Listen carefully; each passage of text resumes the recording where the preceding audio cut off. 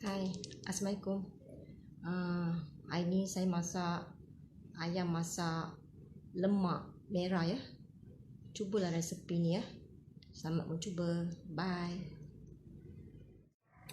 Okey puan, nama resepi hari ni lah ayam masak lemak merah ya. Ini bahan dia. Yang ni daun kunyit ya.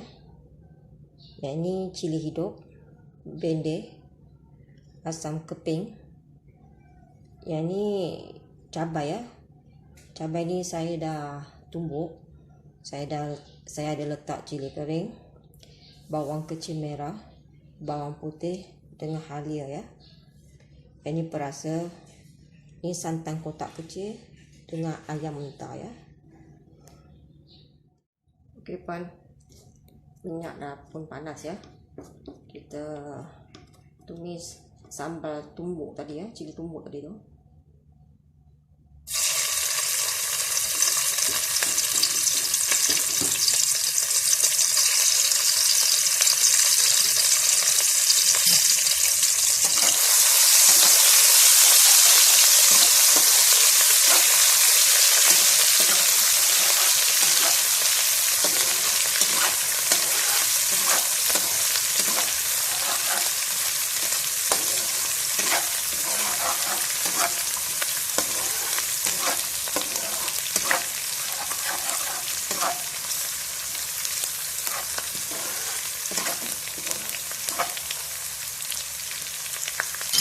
Ini sampai naik bau wangi ya, pecah minyak ya, sampai pecah minyak ya sini. Okey puan, dah naik minyak ya.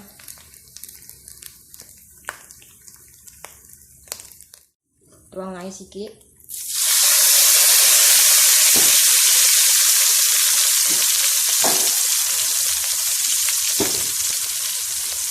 Letak ayam.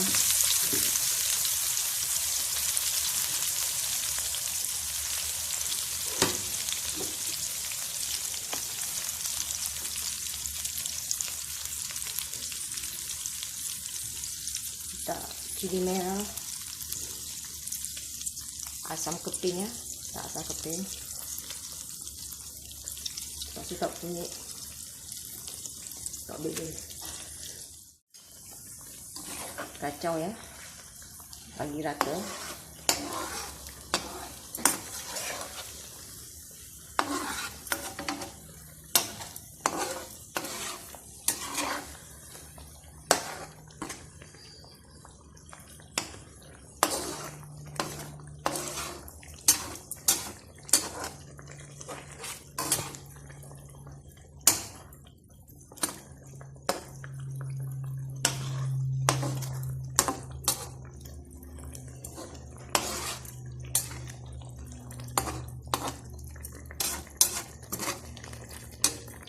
Okey, dia macam ni.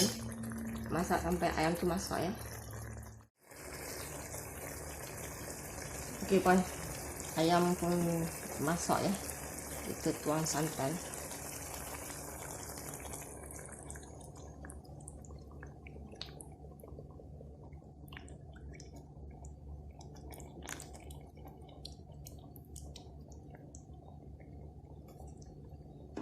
Lepas tu tuang perasa, kita kacau ya, bagi rata santan tu.